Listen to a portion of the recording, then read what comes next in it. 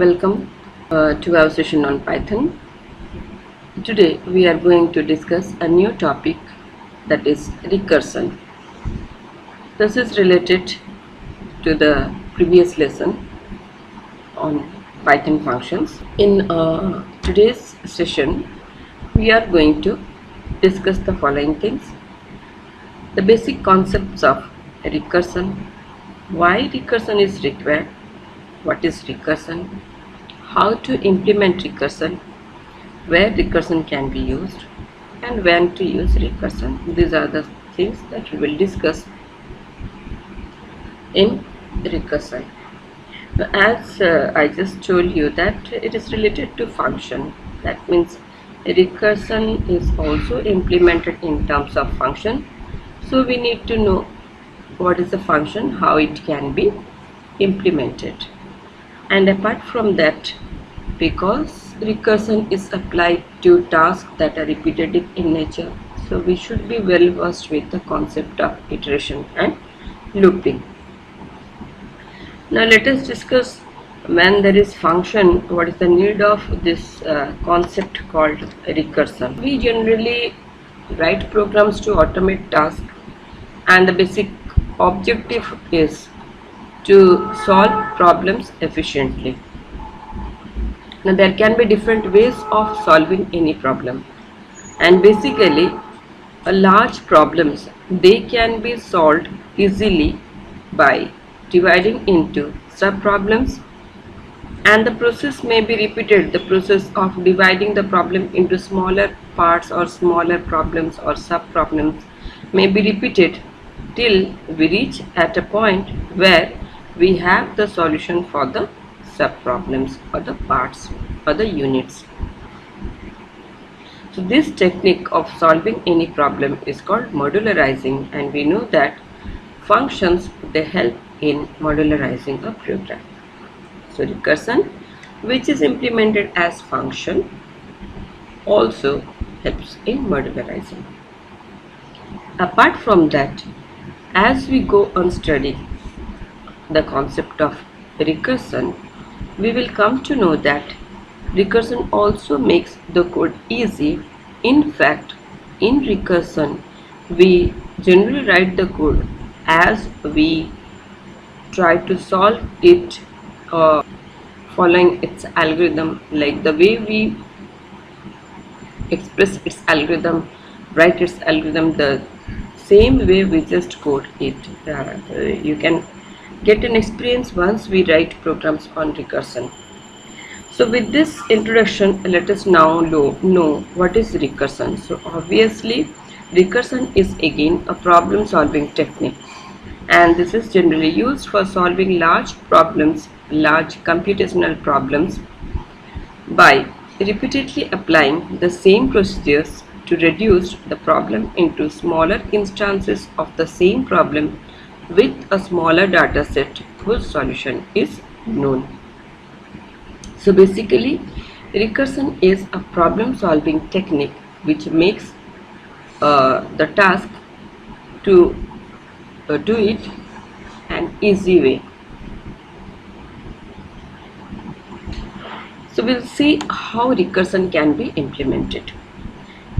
Recursion is implemented by defining a function in terms of itself. This is because we solve a problem by repeatedly applying the same procedure to reduce it.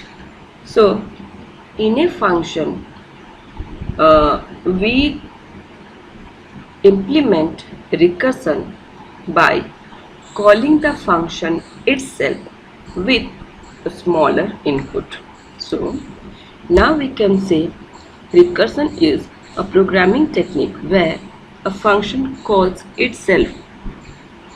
Now this function may call itself directly or indirectly. We will see according to this recursion may be direct or indirect, and we'll see by example what do we actually mean by direct and what do we mean by indirect recursion. Mostly recursion is implemented directly, that a function calls itself.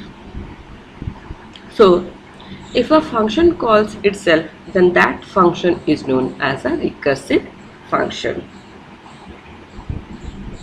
So just we have discussed that a function may call itself directly or indirectly. So recursion may also be direct or indirect.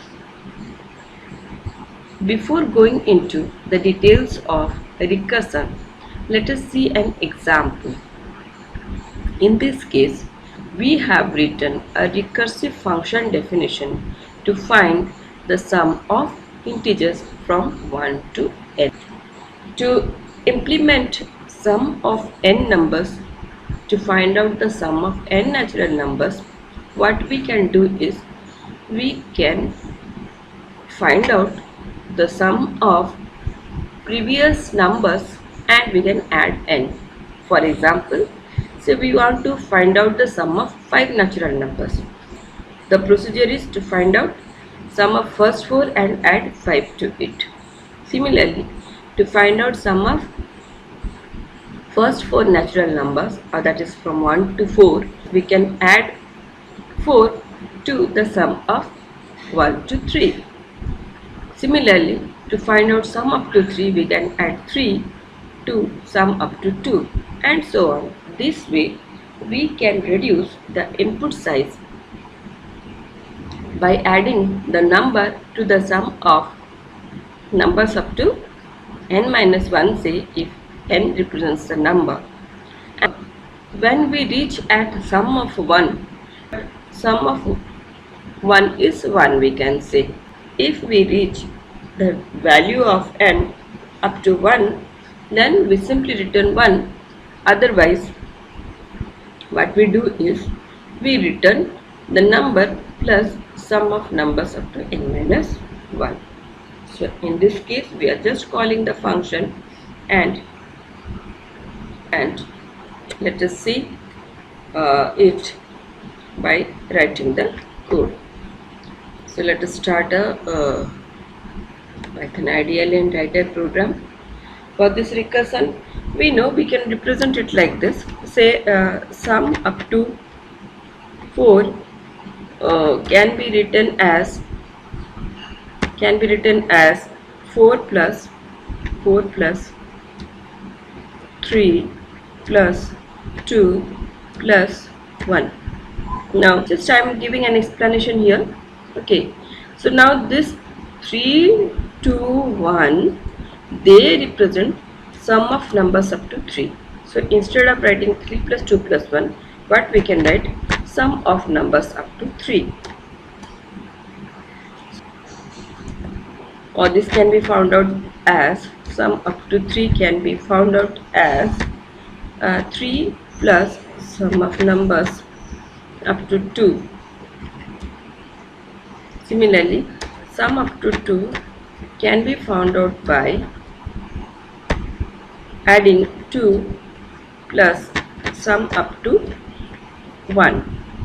Now sum of 1, we don't have to reduce it because we know sum up to 1 is 1. So what we will do is we will replace the value of sum of 1 with 1. Sum of 1 with 1. Now when sum of 1 is 1, replace the value of each function call. Like here we will replace 1, so that sum of 2 becomes 2 plus 1, that is 3. Now this sum of 2 becomes 3. So here we can write 3. So this 3 will be replaced by this function called sum up to 2 is 3. So here we get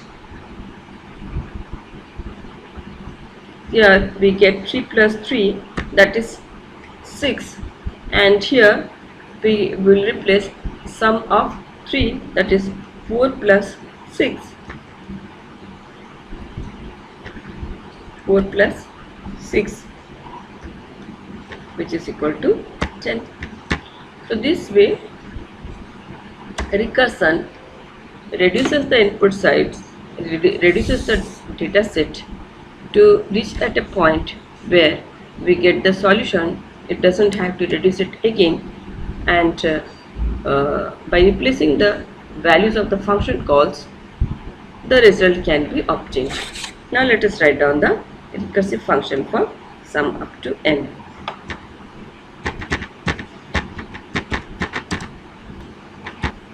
So what we are doing, we are defining a function. We are defining a function to find the sum of natural number. So let me write capital SUM, and we want to find out the sum up to a number, say n, and we check if number is 1, then we don't have to do anything, we simply return 1. Else what we will do is simply return the number plus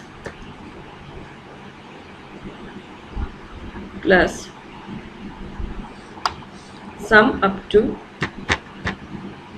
sorry, I have used capital S, sum up to the previous numbers n minus 1. That's all. The codes become much simpler. Now here we'll simply accept a number, say x, and we change it to integer and say enter a number, and call the function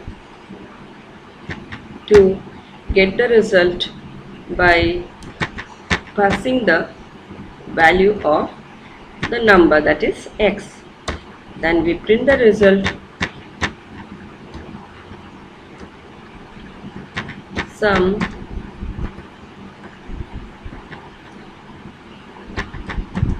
from to s. That's all.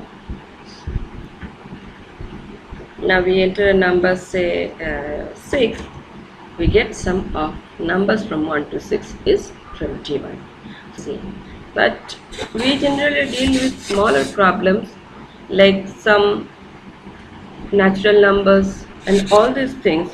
So recursion actually is very useful in solving larger computational problems. We'll see about indirect recursion in the next class.